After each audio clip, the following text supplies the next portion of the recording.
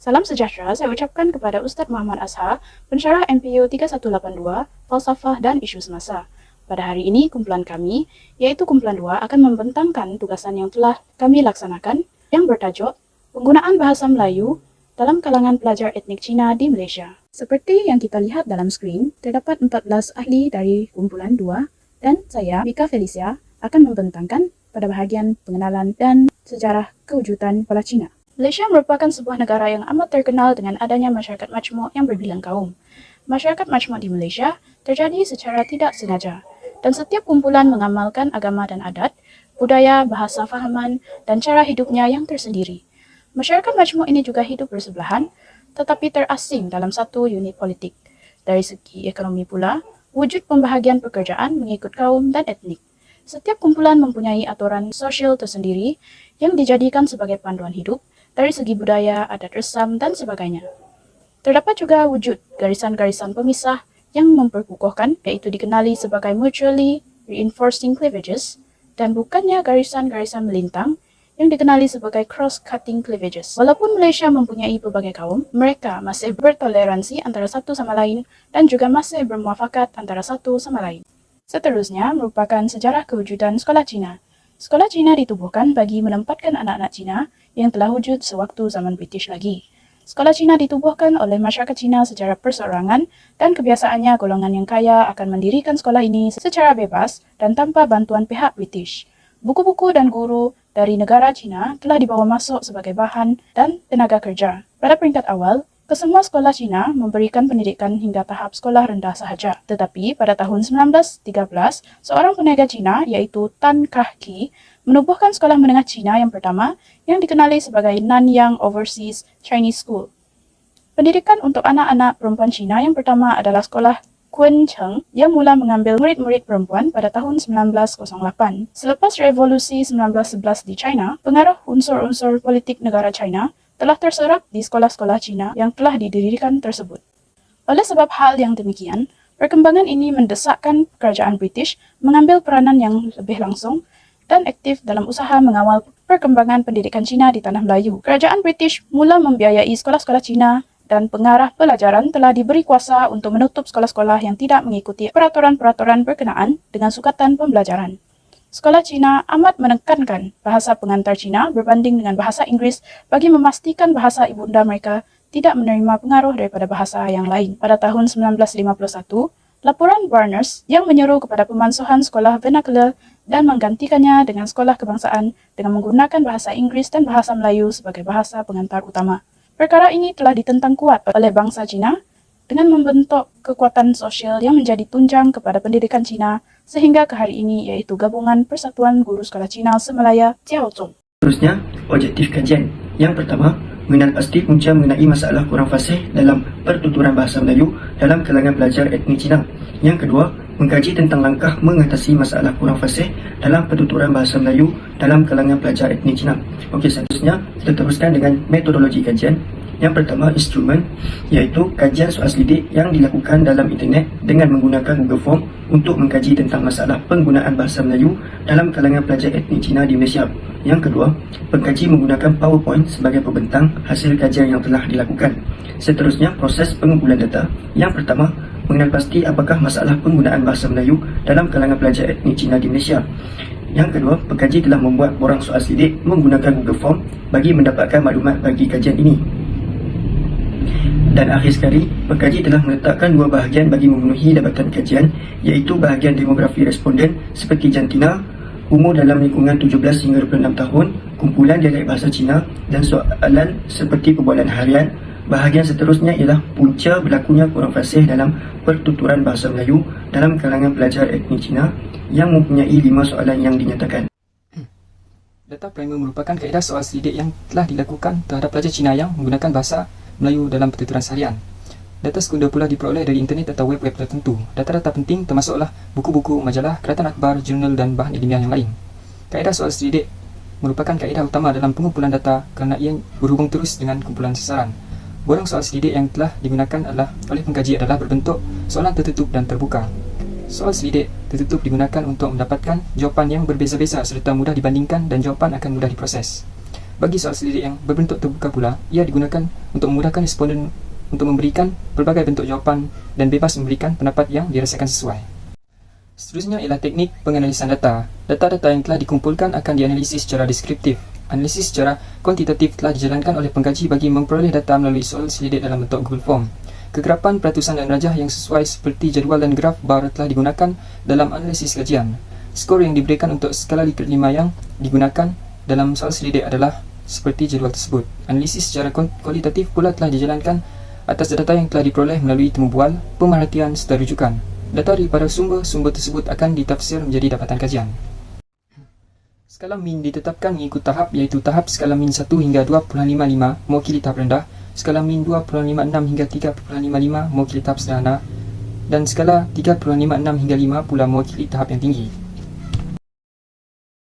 Pemilihan responden dalam kalangan mahasiswa UNIMAS adalah tanpa mengira jantina sama ada lelaki maupun perempuan. Berdasarkan rajah 1 di atas menunjukkan dapatan hasil kajian daripada 30% responden seramai 15 orang bersamaan 50% adalah terdiri daripada responden lelaki, manakala seramai 15 orang juga bersamaan 50% adalah responden perempuan. Pemilihan responden adalah dari kelompok umur yang berbeza.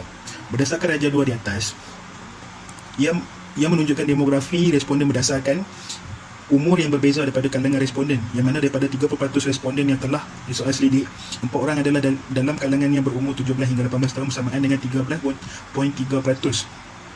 Dalam kalangan responden yang berumur 19 hingga 20 tahun pula adalah seramai 5 orang, iaitu seramai 12 orang bersamaan dengan 40%, manakala responden yang berumur 23 hingga 24 tahun pula adalah seramai 4 orang, iaitu 13.3%.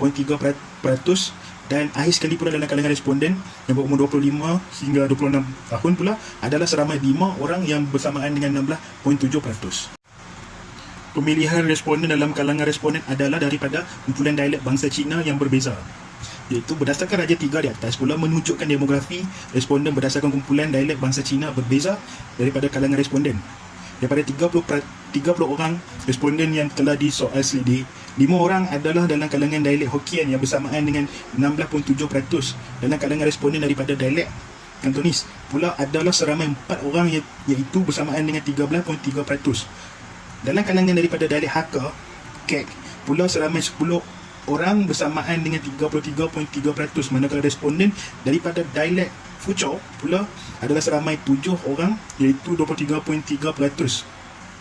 Dan dalam kalangan responden daripada dialek Pocho pula adalah seramai 3 orang yang bersamaan dengan 10%, dan hanya seorang saja daripada dialek Hainan yang bersamaan dengan 3.3%. 5.1.4 penggunaan bahasa Melayu oleh pelajar Cina dalam pertuturan seharian. Responden memberikan pendapat mereka tentang penggunaan bahasa Melayu dalam pertuturan seharian.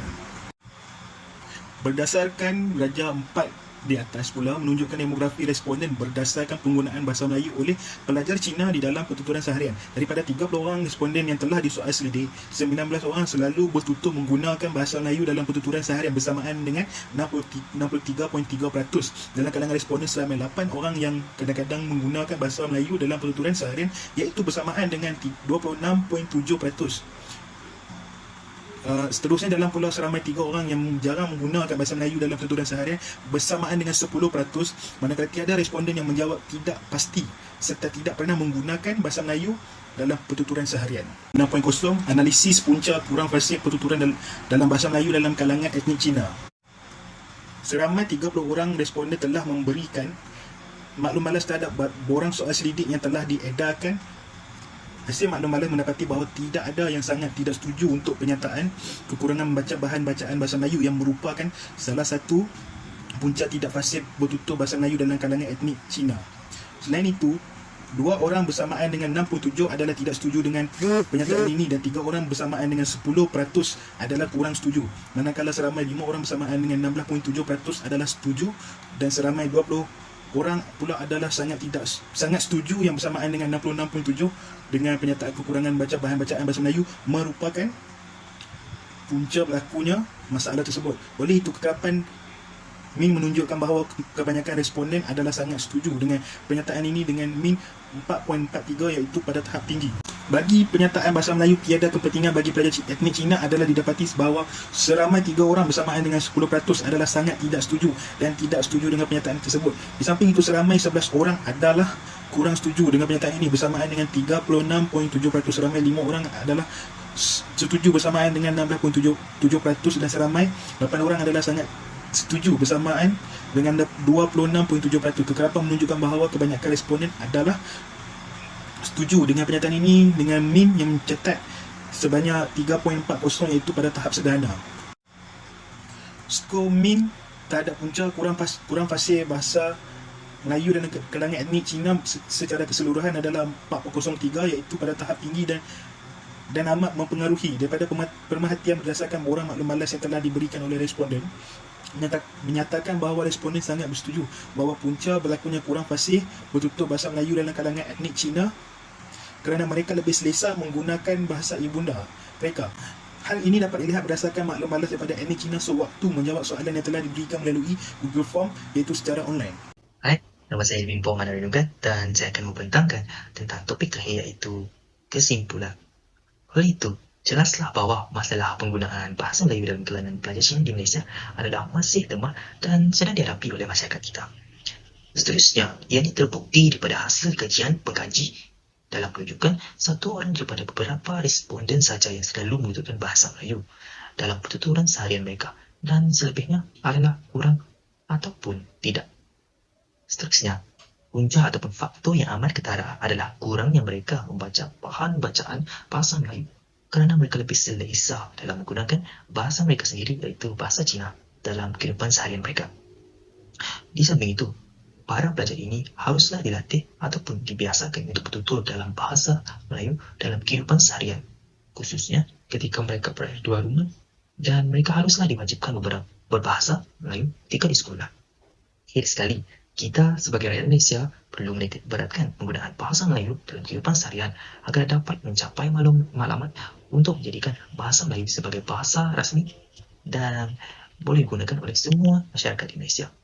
Sebelum nasi menjadi bubur, pihak kerajaan haruslah menitik beratkan dan mengambil langkah untuk mengatasi masalah ini daripada berdewasa. Sekian sahaja daripada saya dan terima kasih.